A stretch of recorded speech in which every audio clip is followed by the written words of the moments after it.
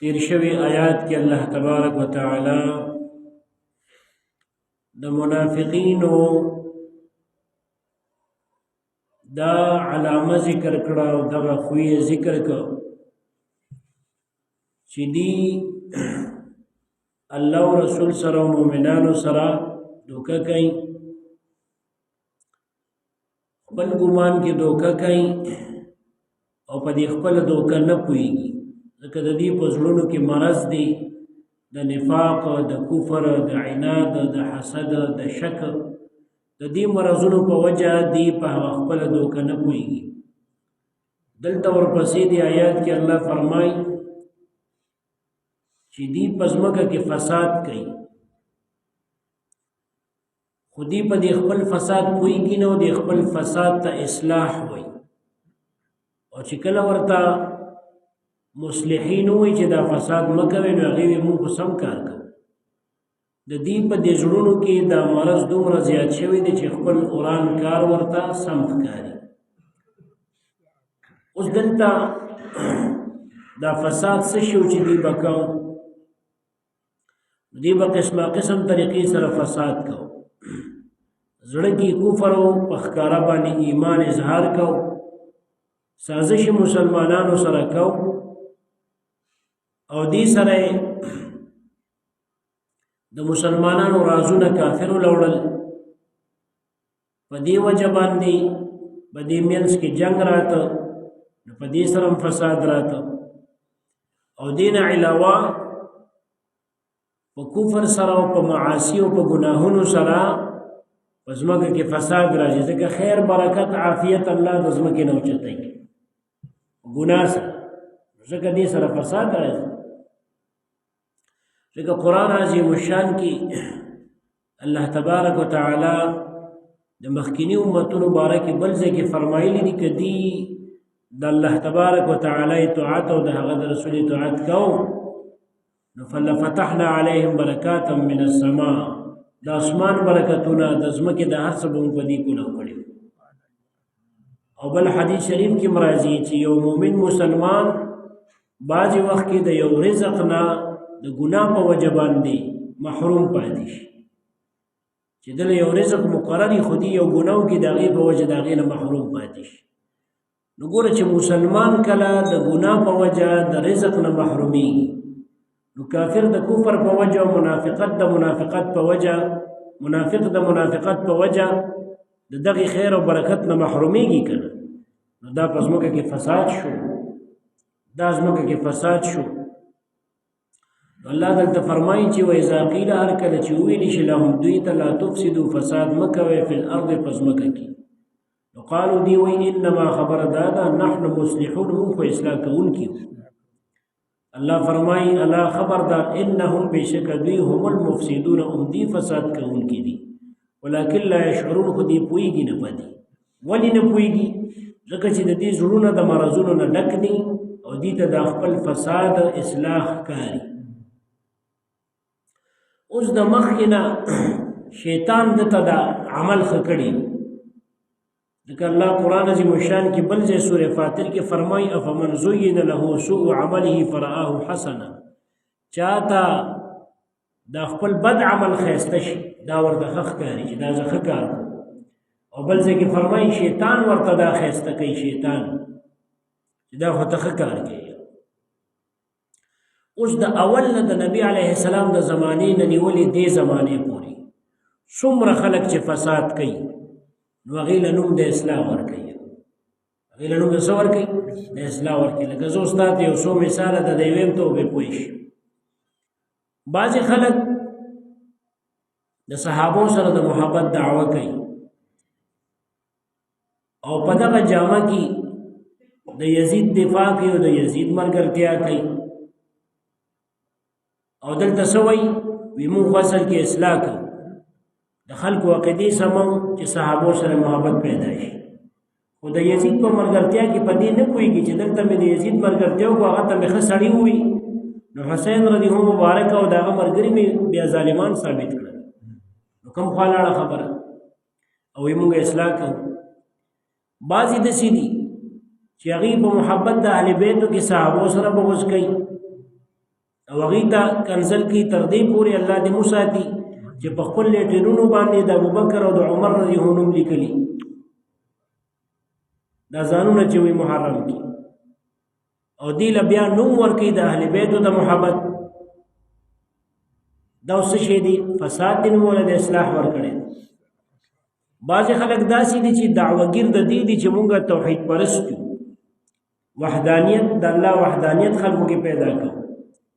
هغوی د انبیاو د اولیاو بېدبي خلکو باندې کوي او په خپله هم کوي او بیا څه وایي وي مونږ خلکو ته صحیح عقیده ښیو د وحدانیت عقیده ښیو او د انبیاو شان کې بېدبي کوي د اولیاو شان کې بېدبي کوي دا ټول د حد نه تېر شوي د اعتدال لاره درمیانه لاره دا ده چې د هغه ځای نه رانیولې د انبیاو محبت و انبیاو ته به د الله صفت نه ورکړي الله ته به د مخلوق صفت نه ورکړي بعضې خلک بیا داسې دي چې الله سره د محبت دومره اظهار کوي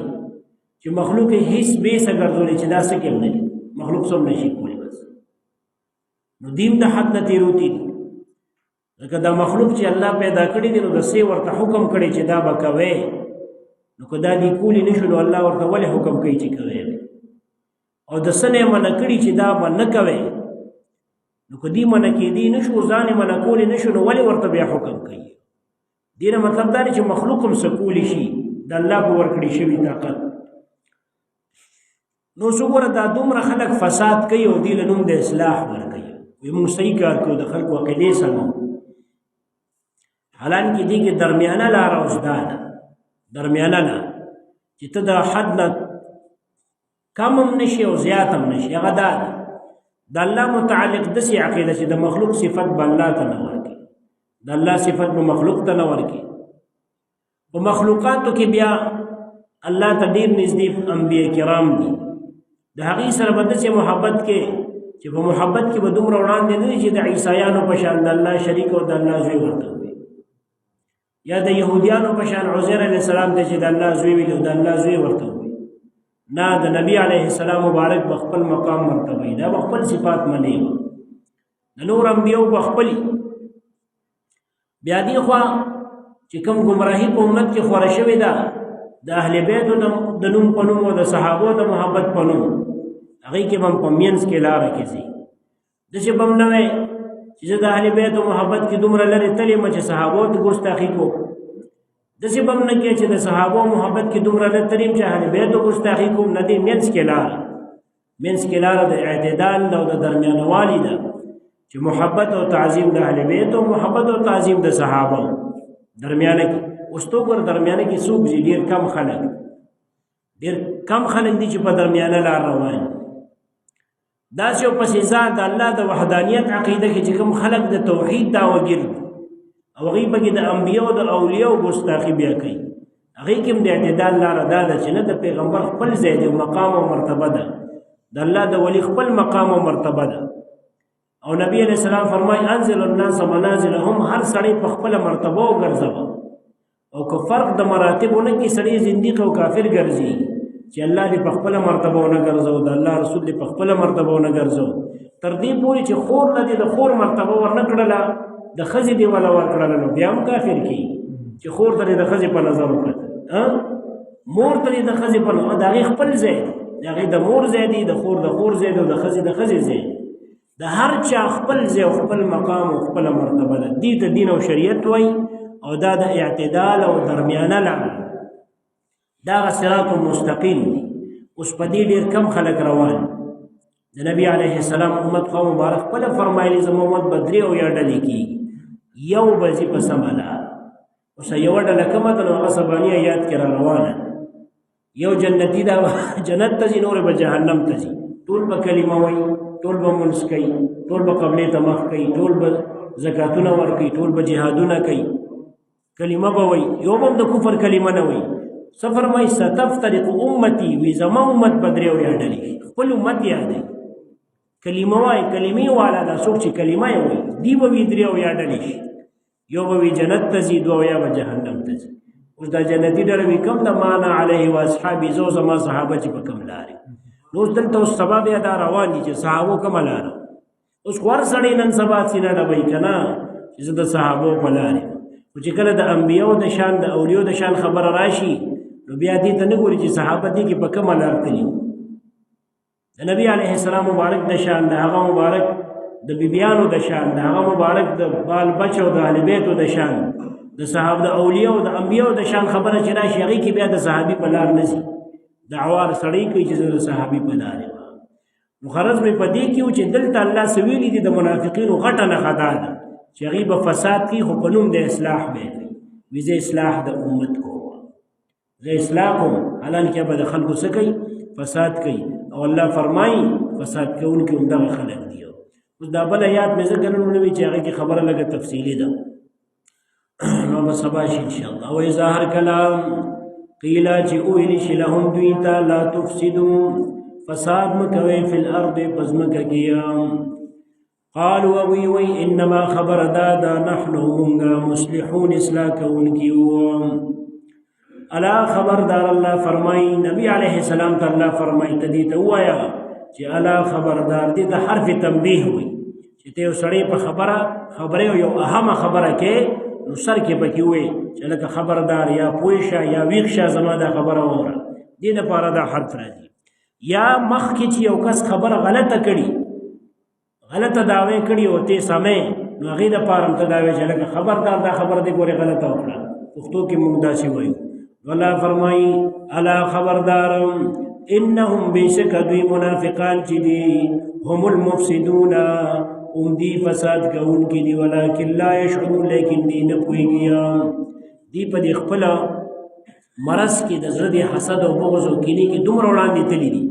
چې شعور هم ولا نشته شعور چې په حواسو باندې کوم علم راځي شعور دې ته ویل کېږي لکه دغه چې کوم دی د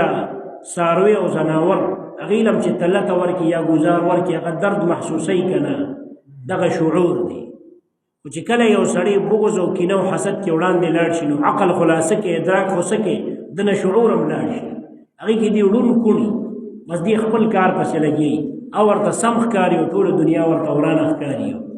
او هغه ورته اسلام ښکاري نو ټول ورته کافر ښکاري نو دغه رنګې دا د منافقینو عادات دي وإذا هر کله قیله چې وویلي شي لهم دوی ته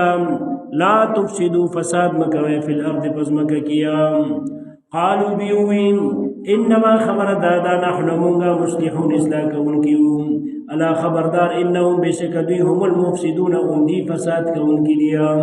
ولكن لا يشعرون دین پویږي په خپل فساد باندې صدق الله العظیم